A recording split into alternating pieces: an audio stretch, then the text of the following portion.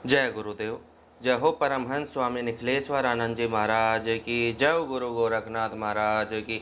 जय हो माँ काली माँ मसानी। जय हो वीर बजरंग बली हनुमान की।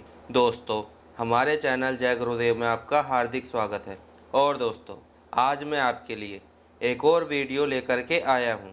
और आज की इस वीडियो में आपको बताऊँगा कि अगर हम अप्सरा साधना करते हैं तो क्या उस साधना में हमें डरावने अनुभव होते हैं।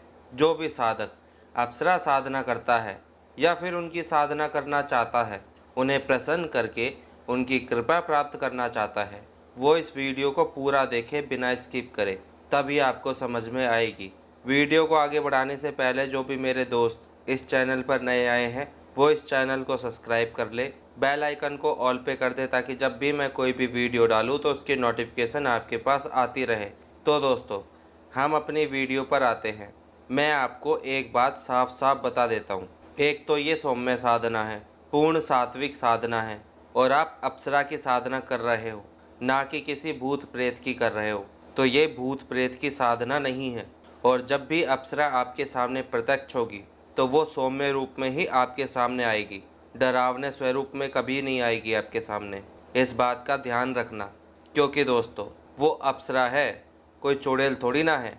भाई वो इतनी खूबसूरत है तो वो अपनी खूबसूरती छोड़कर थोड़ी ना आएगी आपके सामने, भूतनी थोड़ी ना है। अप्सरा की वास्तविकता क्या है? सौम्य, सुंदरता। ठीक है, अगर आप कर्ण पिशाचनी की साधना करते हो या काम पिशाचनी की करते हो तो वो पहले से ही पिशाचनी है, फिर उनमें डरावने अनुभव आना आम बात है।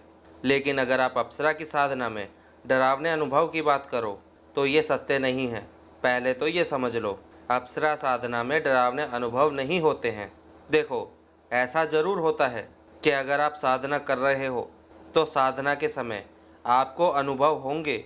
सबसे पहले तो ये समझ लो कि अनुभव किसको होंगे। तो जो साधक सही से साधना कर रहा है, जिसकी साधना अच्छी चल रही है, सही रास्ते पे चल रही है, तो उस साधक को अप्सरा के अनुभव होंगे। और जो साधक सही से साधना नहीं कर रहा है, देखो, आप तो अपनी तरफ से सही से साधना कर रहे हो, लेकिन अपने पूरे मन से नहीं कर रहे हो। साधना तो कर रहे हो लेकिन आपके अंदर भाव ही नहीं है, तो फिर उस समय आपको जल्दी से अनुभव नहीं होंगे। तो जितना ज़्यादा आपके अंदर उस अप्सरा के प्रति भाव होगा, उतनी ही जल्दी उसका अनुभव होगा। अब आप तो अपनी तरफ से साधना कर रहे हो, लगातार माला भी जप रहे हो, लेकिन उस साधना में आपका ध्यान ही नहीं है। आप तो माला जप रहे हो और आपके दिमाग में हजारों टेंशन चल रही है, तो आपकी साधना सही नहीं चल रही है, फिर आपको अनुभव भी नहीं होंगे। अब अनुभव किसको होते हैं ये भी जान लो। जो साधक अच्छे से अपना ध्यान लगाते हैं और अपने पूरे मन से साधना कर रहे हैं, तो उनको अनुभव होंगे। और जब अनुभव होंगे तो ऐसा लगेगा कि आपके आसपास कोई शक्ति आई है और वो शक्ति आपके चारों तरफ घूम रही है, उनकी कुछ आवाज़ें भी आ रही हैं। फिर आप क्या करोगे भाई? आप तो यही सोचोगे ना कि पता नहीं कौन सा भूत आ गया या कोई चुड़ैल आ गई, कभी कोई नकारात्मक शक्ति तो सिद्ध नहीं हो गई। तो मेरे दोस्तों, नकारात्मक शक्ति कैसे सिद्ध हो जाएगी? भाई तुम सात्विक शक्ति की साधना कर रहे हो, फिर नकारात्मक शक्ति आपसे कैसे सिद्ध हो जाएगी? आपके पास गुरु मंत्र है, उसके अलावा भैरव के मंत्र की साधना कर लो। तो जब आप इस तरह से अप्सरा की साधना करोगे तो कैसे आपके सामने नकारात्मक शक्ति आ सकती है? पहली बात तो ये कि नकारात्मक शक्ति आपके सामने आएगी ही नहीं। अब कई बार होता क्या है कि जो वो छोटी मोटी चीज़ें आती है ना, वो आपकी साधना में विघ्न डालती है कि आप साधना ना करो, जिससे अप्सरा आपके बंधन में ना बंधे। तो उस समय वो अप्सरा अपने छोटे मोटे गणों को भेजती है कि आप इस साधक के पास जाओ और कुछ ऐसा करो कि ये साधक साधना छोड़ दे। तो फिर वो अप्सरा के गण डराते हैं, जैसे कहीं से फुस की आवाज़ आई, कहीं से किसी ने टच कर दिया, कभी कभी ऐसा आभास हुआ कि आपके चारों तरफ कोई घूम रहा है, और आप सोचेंगे कि ये अचानक से क्या हो गया, क्योंकि आपके दिमाग में पहले से ही डर बैठा हुआ है कि कहीं कुछ गलत ना हो जाए मेरे साथ। तो उस समय आप घबरा जाओगे और फिर डर के मारे उसी समय आप साधना भी छोड़ दोगे। अब वो तो खुश हो जाएगी कि आपने तो बीच में ही साधना छोड़ दी, और वो अपने मकसद में भी कामयाब हो गई। और अगर आप इन सब चीज़ों से नहीं डरते हो, देखो दोस्तों, वो अप्सरा आपको बिल्कुल भी नहीं मारेगी, आपको कुछ भी नहीं होगा। आप उसकी तरफ से 100% सुरक्षित हो, क्योंकि आप पहले से ही भैरव के मंत्रों का जाप करके बैठे हो। तो कोई भी नकारात्मक शक्ति आपके पास भी नहीं आएगी। और आपने अपने गले में भी रक्षात्मक माला पहनी हुई है, तो फिर ये शक्तियाँ आपके शरीर को टच तक नहीं कर पाएगी, बिल्कुल भी छू नहीं पाएगी नकारात्मक शक्ति आपको। जब तक रक्षात्मक माला आपके गले में है तब तक आपके साथ कुछ भी ऐसा गलत नहीं होगा। और अगर आपके पास ये सब चीज़ें नहीं हैं और आप साधना में डर के पीछे हट गए तो भाई उसका तो काम हो गया, जिसके लिए उस विघन को लाया गया वो तो अपने मकसद में कामयाब हो गए। और आप क्या सोचोगे कि भाई इसमें तो बहुत डरावने अनुभव होते हैं, और उसी चीज़ों को लोगों ने यूट्यूब पर भी डाल दिया कि इसमें डरावने अनुभव होते हैं, कभी कभी भूतनी प्रेतनी भी सिद्ध हो जाती है। तो मेरे दोस्तों, ऐसा कुछ भी नहीं है। जो सत्य है वो आपके सामने है। और अगर अनुभव हो रहे हैं, विघ्न भी आ रहे हैं, लेकिन फिर भी आप अपनी साधना को नहीं छोड़ रहे हो, तो फिर आपको घुंघरुओं की आवाज़ें आना भी शुरू हो जाती है, उनकी सुगंध आना शुरू होने लगती है। फिर ऐसा लगेगा जैसे कोई स्त्री आपके चारों तरफ घूम रही है, तो फिर वो शक्ति अप्सरा की ही होती है। उसके बाद इस तरह के डरावने अनुभव नहीं होते हैं। भाई उन अनुभव को डरावने अनुभव मत समझो, ऐसा कुछ भी नहीं है।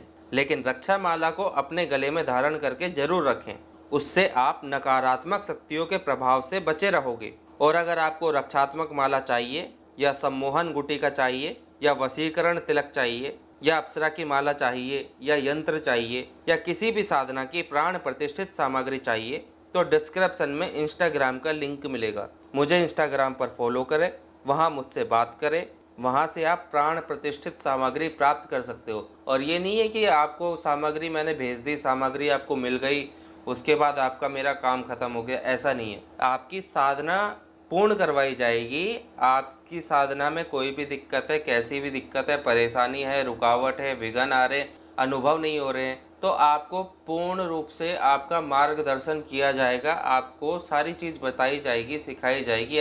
ऐसा नहीं है कि आपने सामग्री की राशि भेज दी और मैंने आपको यहाँ से सामग्री भेज दी तो आपका हमारा रिश्ता ख़त्म हो जाएगा, ऐसा नहीं है। हम आपके साथ ही रहेंगे।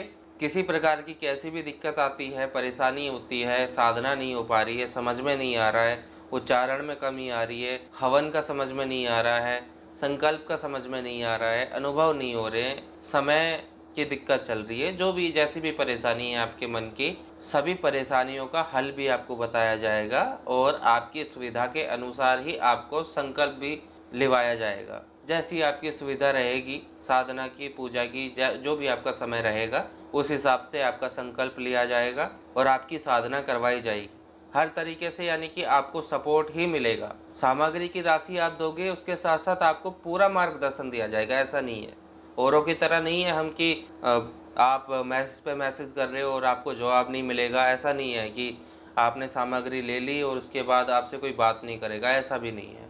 ठीक है, आप सही चैनल से जुड़ रहे हो और सही जगह आप जुड़ रहे हो। अगर किसी को जुड़ना है तो इंस्टाग्राम पे फॉलो करें, वहाँ आप मुझसे बात कर सकते हो, वहीं हम बात करेंगे, वहीं से आपको नंबर भी मिलेगा और वहीं से आपको सामग्री भी मिलेगी और वहीं से आपकी समस्या का हल भी मिलेगा।